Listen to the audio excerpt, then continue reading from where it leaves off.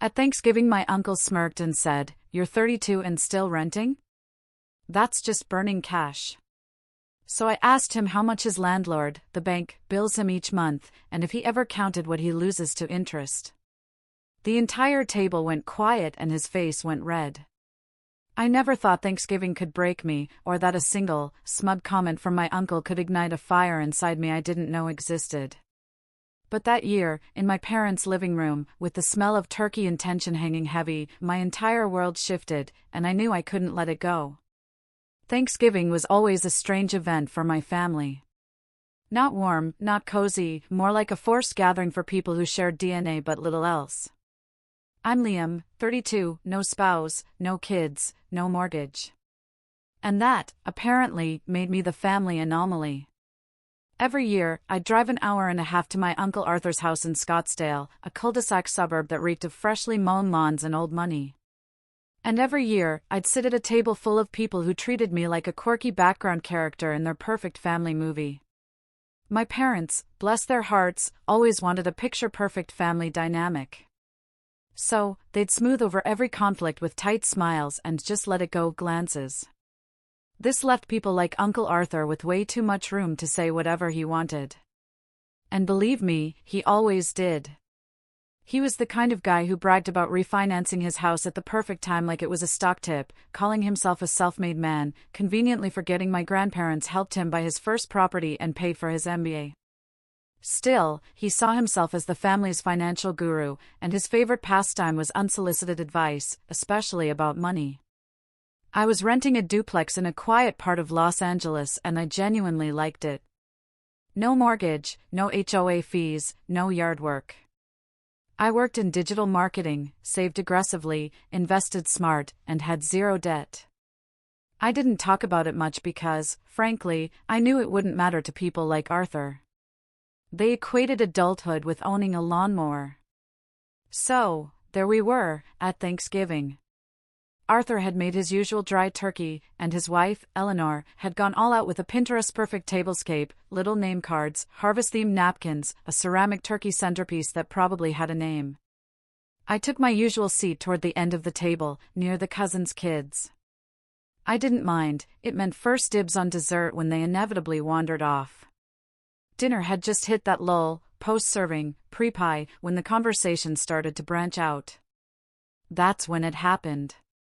"So, Liam," Uncle Arthur boomed from across the table, swirling his wine like a smug wizard, "still throwing money away, renting that place of yours?" The table chuckled, not because it was funny, but out of that nervous, automatic social survival reflex. I felt my shoulders tighten, but I smiled, polite, dismissive. I gave a soft shrug. It works for me. But that wasn't enough. It never was. "I mean, you're 32, he continued, carving into his turkey with a flourish, as if slicing truth itself into the meat. "You've got to build equity sometime, otherwise you're just lining someone else's pockets, you know." I nodded slowly, trying to decide whether to let it slide or clap back. Then I saw the way my cousin Chloe, Arthur's daughter, looked at me, almost apologetic. She worked in accounting, she knew better. But she wasn't going to say anything. Nobody ever did. That's when it clicked, screw it. This wasn't advice.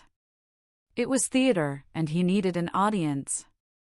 But this time, I wouldn't let him be the only one holding the mic. So, I tilted my head, keeping my voice calm. "Arthur, out of curiosity, how much are you paying your landlord each month?"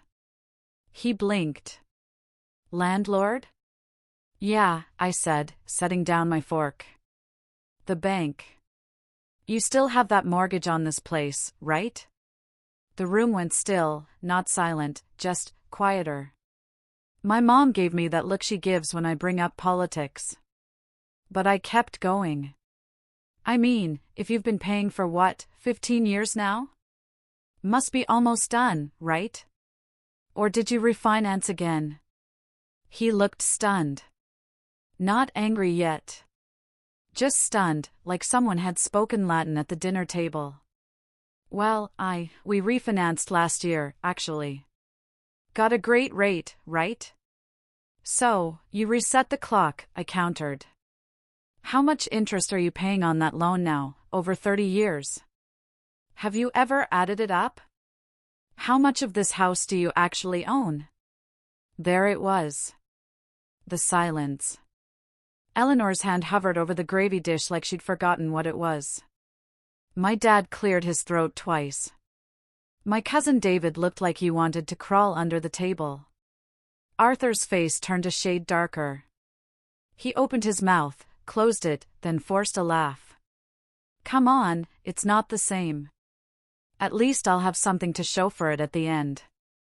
Maybe, I said with a shrug, assuming the housing market keeps climbing, and the foundation holds, and the roof doesn't need replacing again. But sure, equity. I hadn't raised my voice. I hadn't cursed. But you'd think I'd flipped the table from the way people reacted. Aunt Eleanor finally muttered, all right. Let's not get into this right now. Someone coughed. Someone else pretended to check on the pie. But Arthur just sat there, fork frozen midair, face a slow-burning red, and suddenly a lot less smug. I didn't say another word for the rest of dinner. Just smiled politely, thanked Eleanor for the food, and made sure to compliment the cranberry sauce. But I could feel it. Something had shifted. Not just between me and Arthur, but between me and the whole table. They weren't used to me speaking up. They weren't used to me knowing things. And suddenly, I wasn't just the quirky, unmarried renter anymore. I went home that night with a strange mixture of adrenaline and guilt bubbling in my chest. I hadn't planned to call him out like that. But the more I thought about it, the more I realized maybe it was time I stopped letting people talk down to me just because I'd chosen a different path. What I didn't know then was that Arthur wasn't going to let it go. And the next time I saw him, he was ready to make things personal. I thought maybe Thanksgiving would be it. One awkward dinner, one moment of Arthur getting humbled a bit, and then back to normal. Or at least, our version of normal. But I should have known better. If there's one thing people like Uncle Arthur can't stand, it's being embarrassed. Especially in front of their audience. He wasn't going to just let that moment fade. No, he was going to reclaim the spotlight.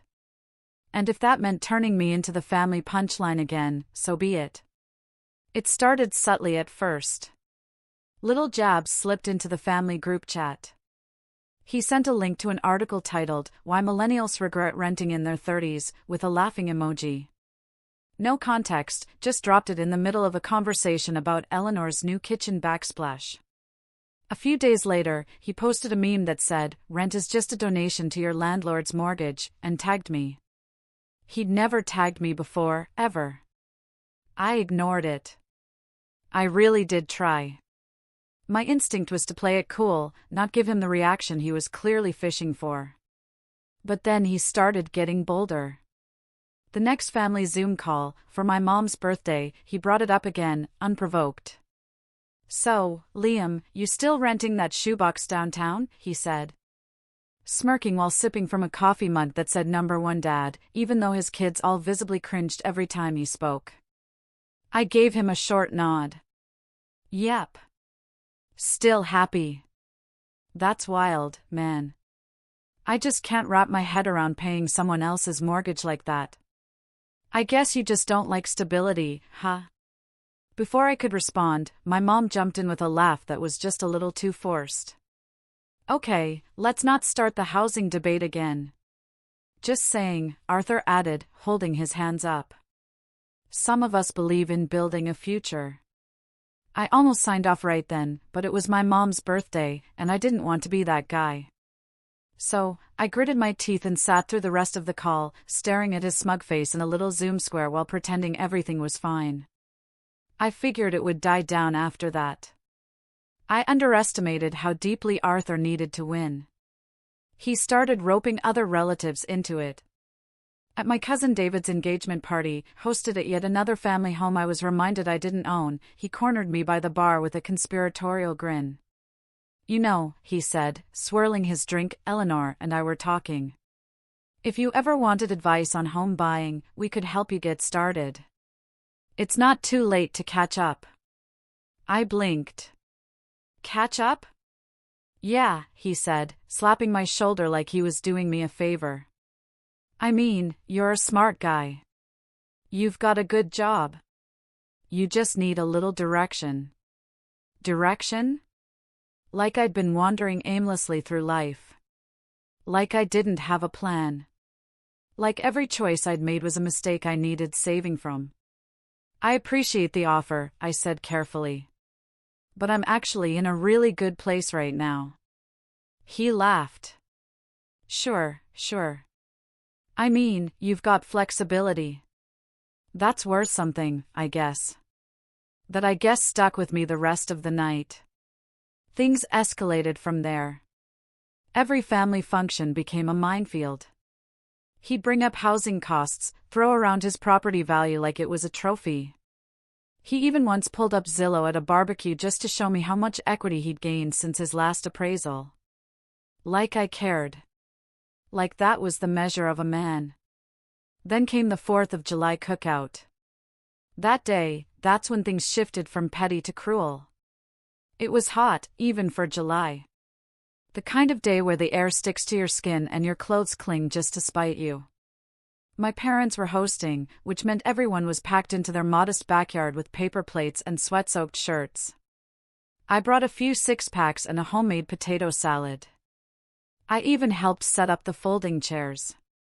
Arthur showed up late, as usual, wearing his aviator sunglasses like he was still 25, pulling up in his leased SUV like it was a Rolls-Royce. Eleanor followed behind, arms full of some casserole none of us asked for. He made his rounds, shaking hands like a politician, complimenting my dad on the lawn, tossing the football with the teenagers. Then he saw me. Liam, he boomed, loud enough for everyone nearby to hear. Glad you could make it. I was worried you'd be stuck at your landlord's mercy for the holiday. A few people chuckled nervously again. I gave a tight smile. Yeah, well, luckily he let me off the leash for the day. He laughed like I was playing along, but I wasn't, and he knew it. Later, as the burgers were grilling and the sun started dipping below the fence line, he called everyone over for a toast. He stood near the grill, drink in hand, sunglasses still on even though it was getting dark. I just want to say, he began, how proud I am of this family. Everyone here is doing so well. David's getting married. Chloe just got promoted. And of course, Eleanor and I are celebrating paying off another investment property next month. There was polite applause. Clinks of glasses. I stayed quiet. And then there's Liam, he continued, turning toward me with a grin that didn't reach his eyes, marching to the beat of his own drum. Teaching us all that you don't need equity to feel fulfilled. Just a good landlord and a Wi-Fi password. The laughter this time was louder. Some people actually clapped. I stood there staring at him, heart pounding in my chest. My hands were shaking, but I kept them at my sides. I guess we all have our own version of the American dream, he added with a wink. And Liam's is just month to month. That was the moment.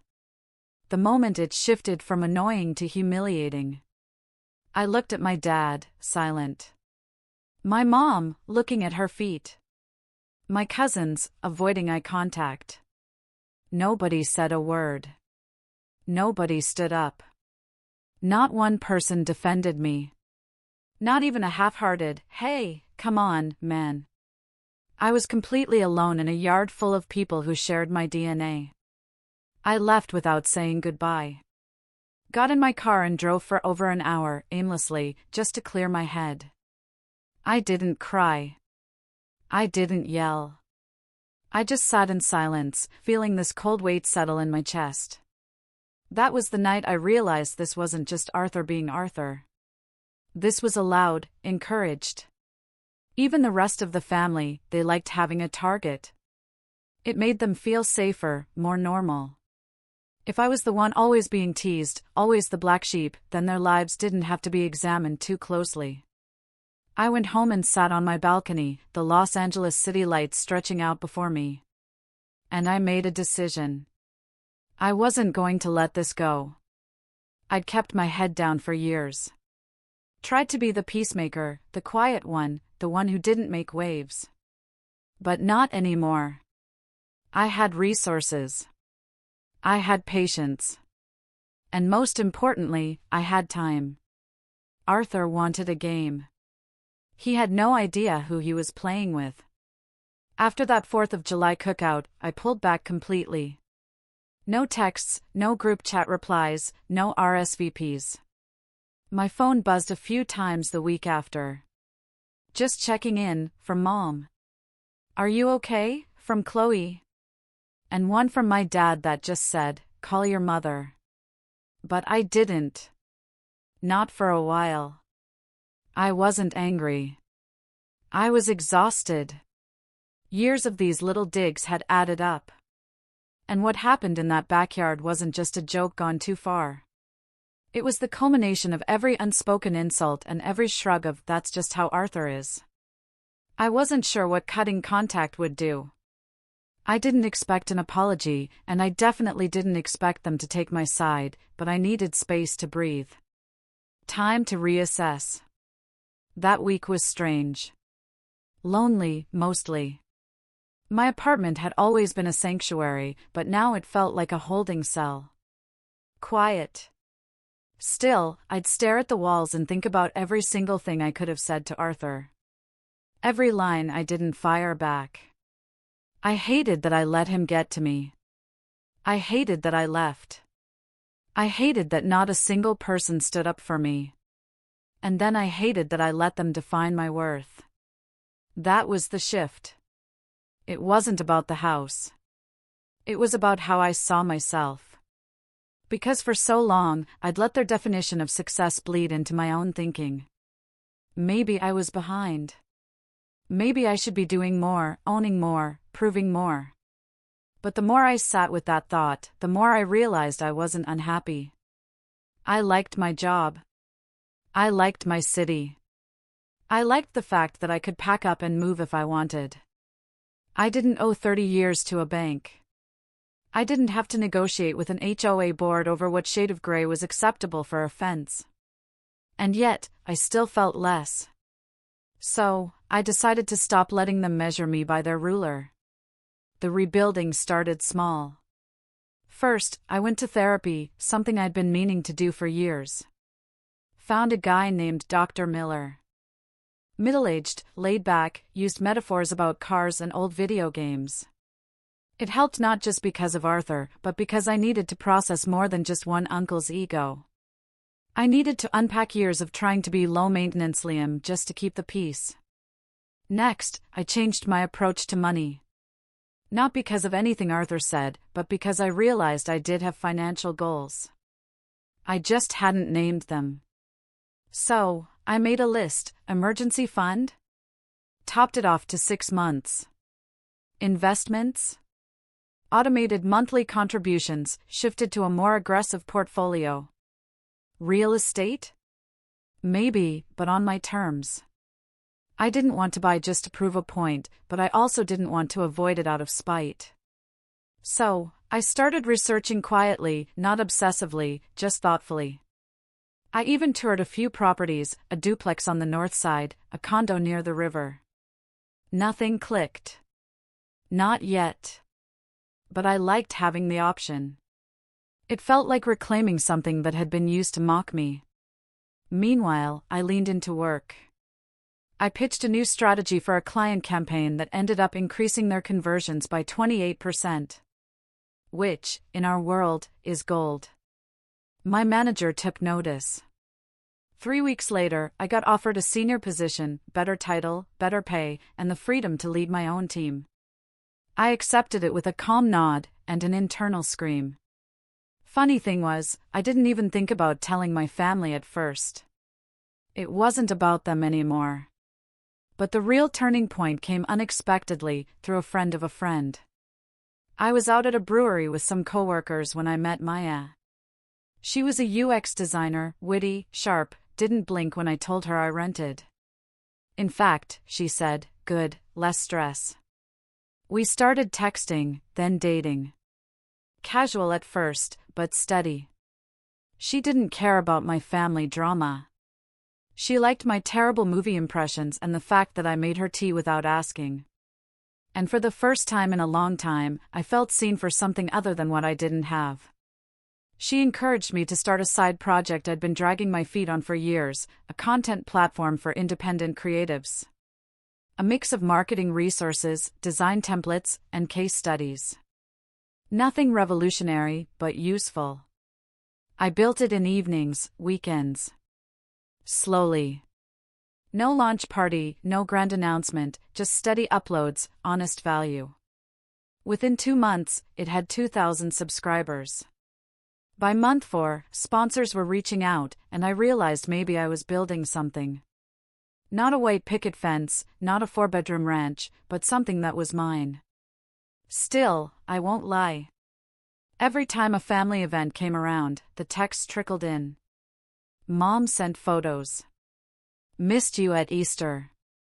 My cousin Mark tried calling once, but I let it go to voicemail. Arthur never reached out directly, but he didn't need to. He lived rent-free in their narratives.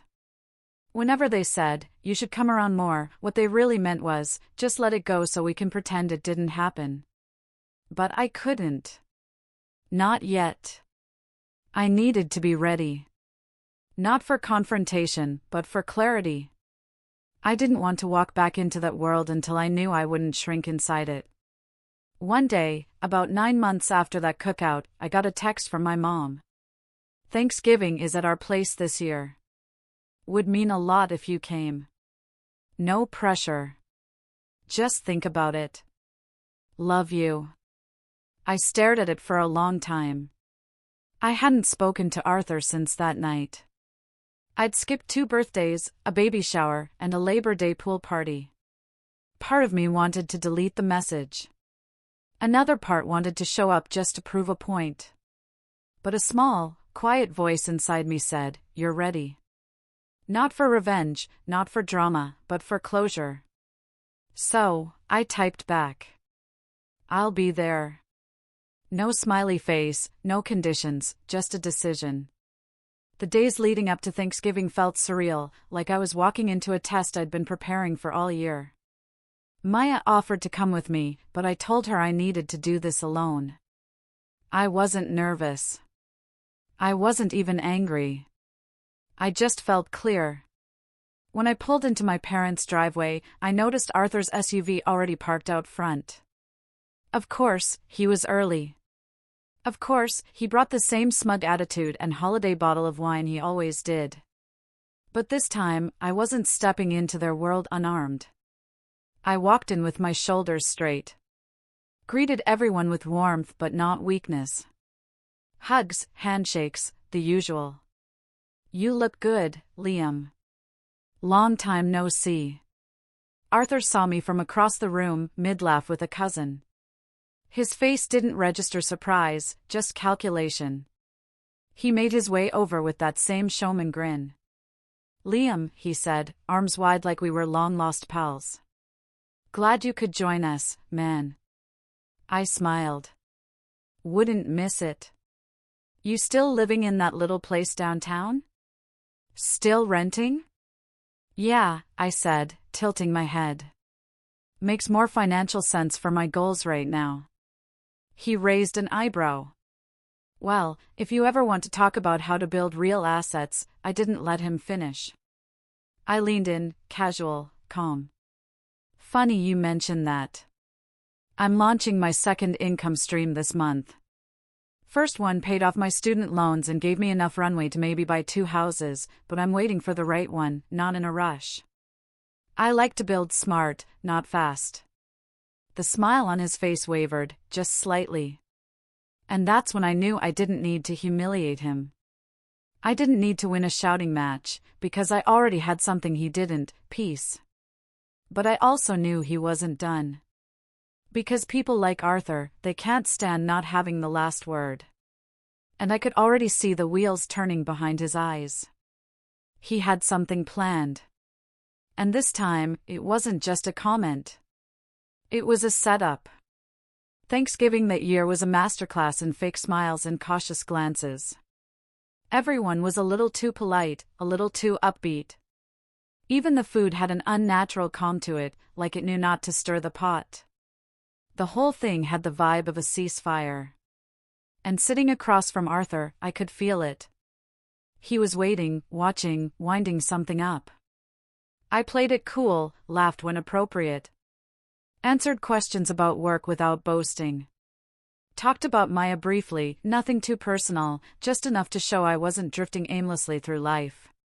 But I never let my guard drop, because every time Arthur looked at me, there was this tight-lipped smirk tugging at the corners of his mouth, like he was holding in a secret.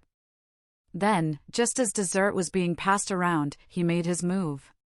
"You know," he said, cutting into a slice of pecan pie, "I've been thinking a lot about the next generation lately. All this talk about passive income, side hustles, freedom over stability. It's a nice fantasy, but at some point, you've got to plant roots, right?" A few heads turned. Not many, but enough. He looked directly at me. "I mean, eventually you'll want a legacy, something to pass on. Renting doesn't leave much behind, does it?" It wasn't a question. It was a line from a script he'd been rehearsing. I didn't respond. Just sipped my coffee and let the silence thicken. And that's when he dropped it. "I actually brought something," he added, patting the leather folio on the chair beside him. "I've been working on a little guide for the family. Some basic principles of smart investing, home equity, market timing, nothing complicated, just the stuff I've learned over the years." He pulled out a stack of glossy, stapled booklets. Seriously, he made pamphlets labeled The Path to Real Wealth, a family primer. It had his name on the front. I scanned the table. My mom looked embarrassed. My dad looked like he wanted to disappear into his wineglass. A few cousins chuckled nervously. Arthur handed a copy to each person, including me. I flipped it open. Charts. Quotes. A grainy photo of him standing in front of a sold sign. It was real estate cult energy wrapped in Times New Roman. And then page 7, there it was. A section titled, "Why Renting is Financially Reckless, a Case Study." I skimmed it. My name wasn't mentioned, but it didn't have to be. It was about a mid-30s male professional with no mortgage, no equity, and a lifestyle centered around flexibility and minimal responsibility. It was a hit piece disguised as advice. I closed the booklet and placed it neatly on the table in front of me. Then I smiled. Not a sarcastic smile, not a forced one, a real one, because that's when I knew something he didn't. He'd overplayed. This wasn't just a jab anymore. It was a coordinated move. He put time, money, and ego into producing something that was clearly about me, which meant if I responded, I wouldn't be starting drama. I'd be defending myself. And if there's one thing I'd learned in the last year, silence is not always maturity. Sometimes silence is just permission. So, I nodded, stood up calmly, and said, "Hey, Mom. Is it okay if I say a few words?" She blinked. Sure, sweetheart." I turned to the table. I wasn't going to say anything today. I really wasn't. But since we're doing family presentations now, a few people laughed. Arthur didn't. I actually brought something, too. I said that part wasn't true, but I didn't need to bring it there. I had it ready to go. I pulled out my phone, opened the site I'd built for my content platform, and cast it to the living room TV, which was still on and visible from the dining room. Everyone turned to look. "This," I said, "is the business I started 9 months ago. It's a resource hub for independent creators, freelancers, and small business owners who want to grow without corporate gatekeepers." I clicked through the site, showed the analytics dashboard, traffic growth, subscriber base, ad revenue estimates, testimonials. First month, it made $30. Last month, $9,000. Passive income, diversified streams, all without a mortgage. The room was quiet. Then I went in for the real blow. And next year, I'm launching a podcast. Got a brand sponsor lined up already. Funny enough, they sell a product called RentSafe, designed to help renters protect their rights and manage payments without landlord interference. I turned to Arthur, still smiling. Maybe I'll send you a copy of my guide when it's ready. He didn't say anything, just adjusted his shirt collar and gave a tight chuckle. Impressive, he finally muttered. But everyone's got their path. Exactly, I said. And mine doesn't involve writing hit pieces about family members under the guise of financial literacy. I sat down, took a bite of pie. Nobody clapped. Nobody had to. The silence was enough. But here's the thing. That moment, that wasn't the revenge. That was just the setup. Because as satisfying as it felt to reclaim the narrative, I knew Arthur wouldn't let that be the end. He'd stew, he'd spin it, he'd call it disrespectful or immature. He'd try to twist it into another example of me being unstable, defensive, threatened by success. And that's when I realized I needed to be smarter. I needed to be strategic because Arthur was playing a long game. And now so was I. After Thanksgiving, I called Maya and told her everything. She didn't laugh. She didn't even flinch. She just said, "What's your next move?" I told her I didn't know yet. But that was a lie. I didn't know because over the last few months, something else had happened. Something I hadn't told anyone. One of my clients, a real estate firm based out of Austin, had hired me to overhaul their brand strategy and digital presence.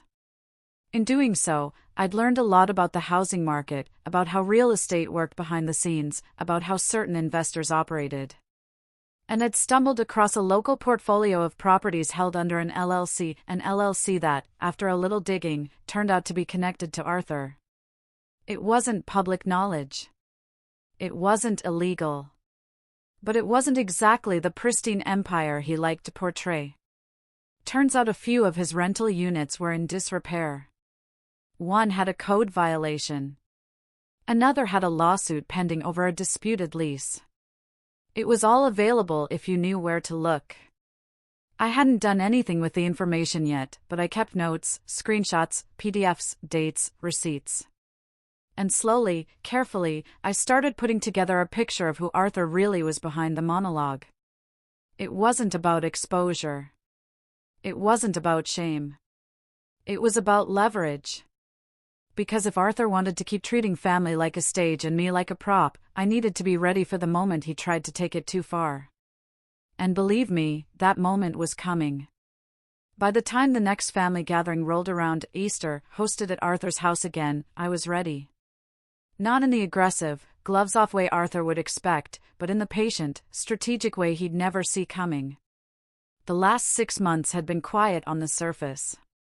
He hadn't contacted me, and I hadn't contacted him. But he'd gotten wind of my business through the family grapevine, and according to Chloe, he wasn't thrilled. She'd mentioned over brunch that he called my site a flash-in-the-pan internet hustle and muttered something about these digital nomads thinking they're above the real world. It didn't bother me. Not anymore. I'd stopped needing validation from people who confuse property deeds with personal growth. But I also hadn't forgotten or forgiven. Because beneath all Arthur's condescension and performative alpha behavior, there was something fragile, insecure, the kind of man who needed to feel above others to feel stable. I wasn't interested in tearing him down, but I was interested in making sure he never used me as his public punching bag again.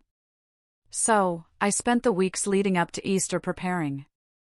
Quietly, intentionally, I'd taken everything I'd collected about Arthur's real estate dealings, the LLCs, the court filings, the housing violations, and compiled it into a tidy PDF.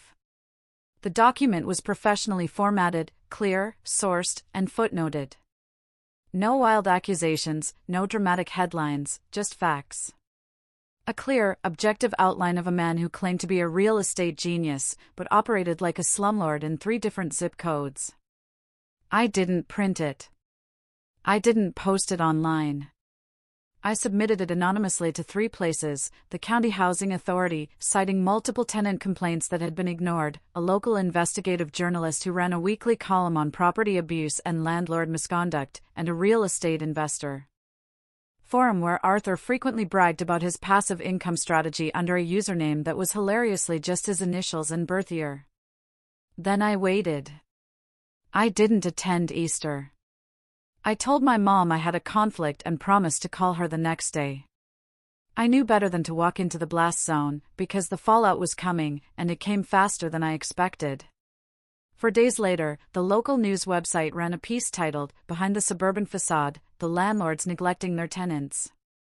Arthur wasn't the headline, but he was in the second paragraph. Name, company, citations, complaints. One tenant had spoken on record about a leaking ceiling that had been fixed with duct tape and a tarp. Another mentioned threats of eviction after asking for working heat. The article didn't outright accuse him of illegal activity, but it raised enough eyebrows. Enough doubt. The family group chat exploded. Aunt Eleanor was the first to message. "Can someone explain what's happening? Why is Arthur in the news?" Chloe sent a link. Silence followed. Then came Arthur's first message in hours. "Don't believe everything you read. Hit piece journalism. Already talking to my lawyer." But the damage had been done. He built his identity on being untouchable. The self-made guru, the guy with the answers. Now he looked like a fraud. Over the next few weeks, 2 of his tenants filed formal complaints with the city. One of his rental properties was inspected and fined. A real estate podcast he'd been invited to speak on quietly removed his episode. And on the investor forum, someone posted a thread comparing Arthur's online advice to the violations listed in the article. The comments were brutal. I didn't gloat.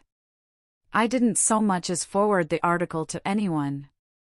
But the next time Chloe and I met for coffee, she leaned across the table and whispered, "That wasn't just karma, was it?" I smiled. "Karma's lazy. That was accountability." She blinked, then laughed. "You're terrifying now." Just prepared. Arthur didn't speak to me for 3 months. Not a word, not an email, not a passive-aggressive meme.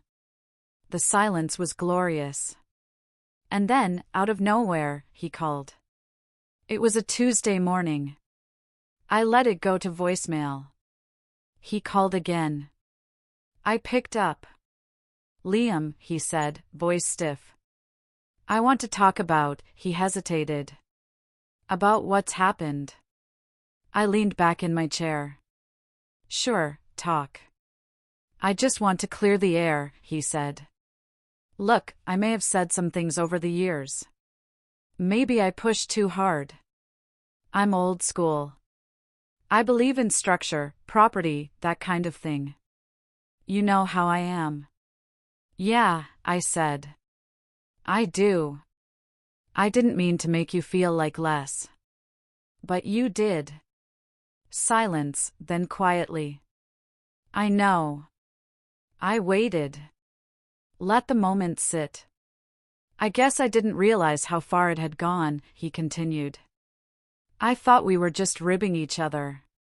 But you were never really laughing, were you?" "No," he sighed. "Well, I hope things are going well for you." "They are. I mean that. And I hope maybe we can reset, start fresh." I considered that, because I wasn't interested in revenge just for the thrill. I didn't need him humiliated, broken, ruined. I just wanted him to stop. To stop using me as a stepping stool, to stop treating me like a failed version of himself. To stop pretending like his way was the only way. So I said, "I'm open to that, but on one condition." "What's that?" "No more advice. No more pamphlets. No more passive-aggressive comments about equity or renting or adulthood. If I ask for your opinion, give it. Otherwise, assume I'm doing just fine." He hesitated. Okay, deal. We ended the call civilly, not warmly, but peacefully, and that was enough. The next family event I attended was 4th of July. Full circle. Arthur was there, quieter, not sullen, just subdued, more polite. He asked about my business, but didn't press. He didn't bring pamphlets, didn't raise his voice. When I told the story, he let me finish it. It was the smallest thing, but it felt like everything. Later that night, as the fireworks lit up the sky and cousins chased sparklers through the yard, my dad came over and sat beside me. You handled it well, he said softly. Better than I would have. I looked at him. Handled what? He smiled. Exactly. We watched the sparks in silence, and I realized this wasn't about winning. It was about no longer needing to fight. Arthur had finally stopped looking down on me because I'd stopped letting him. And in that peace, I found something I hadn't felt in years: freedom. Not from a mortgage. Not from family expectations. But from the version of myself that used to shrink in the face of people like him. That version was gone. And all that remained was this: I didn't need to own a house to own the room. I'd built something stronger than equity. I'd built a life I didn't need to justify. What would you have done if you were me?